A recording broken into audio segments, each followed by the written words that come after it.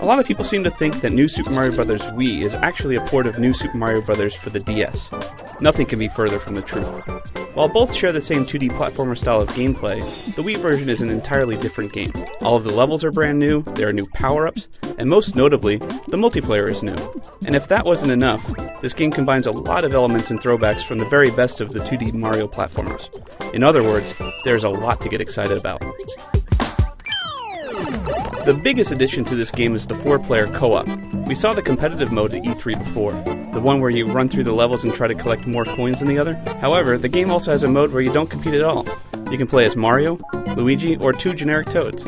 In an excellent move, Nintendo's included the option for players to drop in or drop out at any time. All characters have the same abilities, so this isn't like Mario Bros. 2 on the NES. So how is the game different in multiplayer?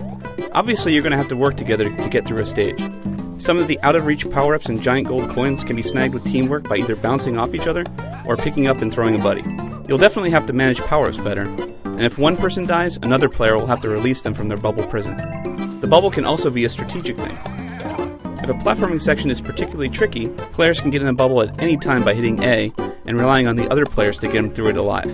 This opens up the game for friends and families who want to play together no matter what their skill level is.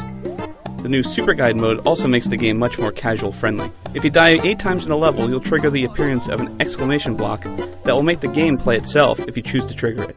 During Super Guide mode, you can take control at any time, but it's handy if you need to get past a particular area. That's not to say that the game is dumbed down or super easy. The levels themselves are a pure throwback to old Mario games, so longtime fans will be pleased. Old enemies like the Koopalings are back. There are toad houses that allow you to stockpile items, and there are enemies that you run into in the overworld map. Nintendo had a lot of fun going back to its roots on this one. There are a bunch of new power-ups as well. The Ice Flower allows you to freeze enemies in their tracks and use the blocks of ice as platforms. The Penguin Suit has the same freezing abilities of the Ice Flower, but also lets you keep your grip on ice, swim better, and execute a powerful slide move. The Mini Mushroom returns from the DS game, allowing characters to jump much higher, run on water, and fit through small pipes. Finally, grab the Propeller Suit to execute a super high jump, and slowly glide back down.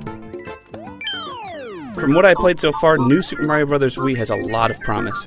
And keep in mind I've only gone over the basics here. There are a lot of surprises left in the Mushroom Kingdom.